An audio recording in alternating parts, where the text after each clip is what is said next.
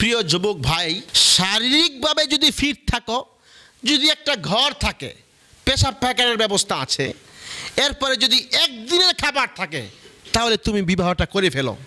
পরের দিনের বিষয় না তুমি চিন্তা করবে না। পরের দিন আল্লাহ বলেন পরের দিনের বিষয় আমি নিজে বুঝবো। আপনি যদি শারীরিকভাবে ফিট থাকেন, একটা ঘর যদি থাকে, পেশাব পায়খানার ব্যবস্থা আছে, একদিনের খাবার যদি থাকে, তাহলে আপনি বিবাহ করেন। পরের দিনের বিষয় আপনার চিন্তা করতে হবে না। আল্লাহ বলেন পরের দিনের বিষয়ে আমি চিন্তা করব।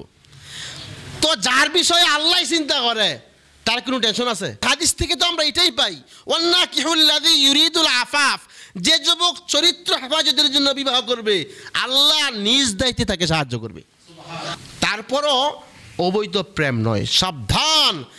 মাথায় এই চিন্তা ভাবনা আনবেনই না, মাথায় এই চিন্তা ভাবনা আনবেন না যে আমি আগে প্রতিষ্ঠিত হব এরপরে বিবাহ করব, আগে নিজের পায়ে দাঁড়াবো এরপরে বিবাহ করব, সমাজে সামাজিকভাবে প্রতিষ্ঠিত হব তারপরে বিবাহ করব, আগে নিজের পায়ে দাঁড়াবো তারপরে বিবাহ করব।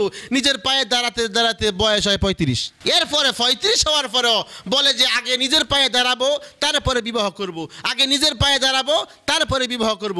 বয়স হয়েছে 40 বছর বয়স হওয়ার পরে বলতেছে আগে নিজের পায়ে দাঁড়াবো তারপরে বিবাহ করব। বয়স কিন্তু 40 হয়ে গেছে। 40 বছর হওয়ার পরেও বলতেছে আগে নিজের পায়ে দাঁড়াবো তারপরে বিবাহ করব, আগে নিজের পায়ে দাঁড়াবো তারপরে বিবাহ করব। ওই নিজের পায়ে দাঁড়াতে দাঁড়াতে বিবাহের সময় পরে আসল জিনিসই দাঁড়ায় না।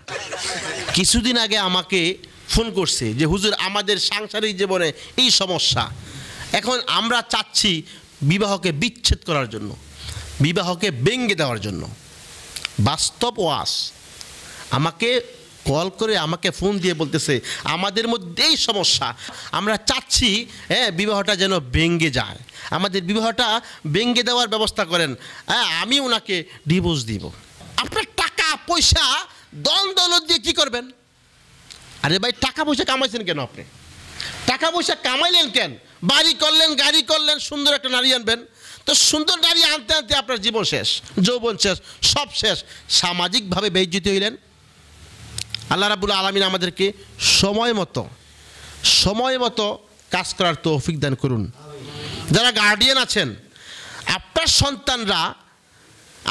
সন্তানরা অপরাধে লিপ্ত হলে এর জবাব কিয়ামতের ময়দানে আপনার কাছ থেকে নেবেন।